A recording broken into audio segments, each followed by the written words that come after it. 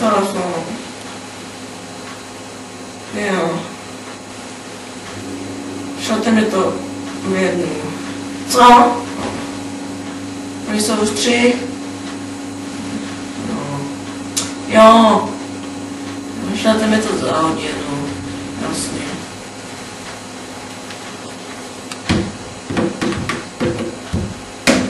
To je zase dáno.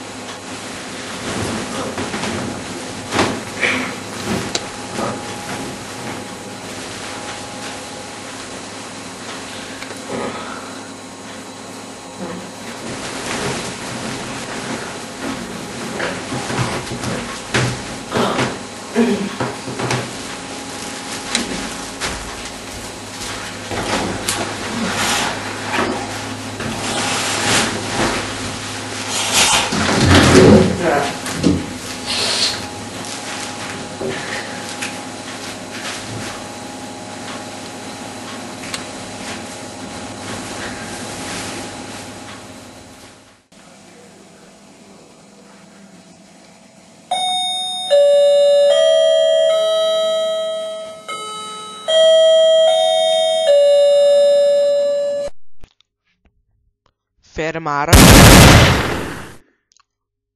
uvádí Černá duše.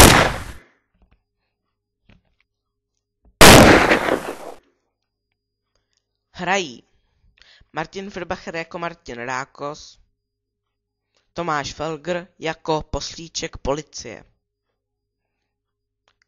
Kameramani Zuzana Firbacherová, Martin Firbacher. První díl Atentát.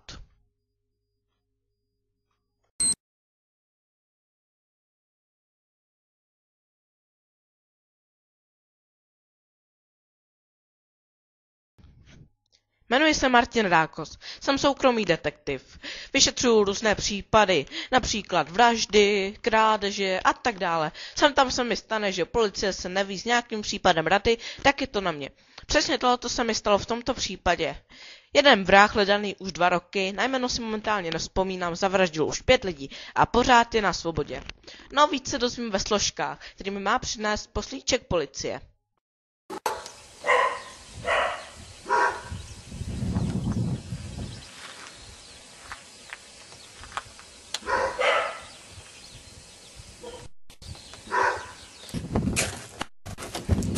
Dobrý. Dobrý.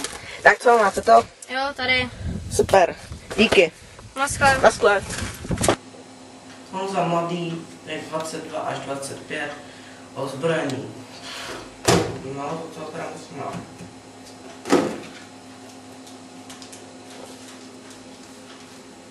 Za ruky, hele, poslouchej, potřeboval jsem zjistit informaci o jednom chlapíkovi. Jo, mám mi fotku. Jasně, počkej chvilku, pošlu ti to faxem.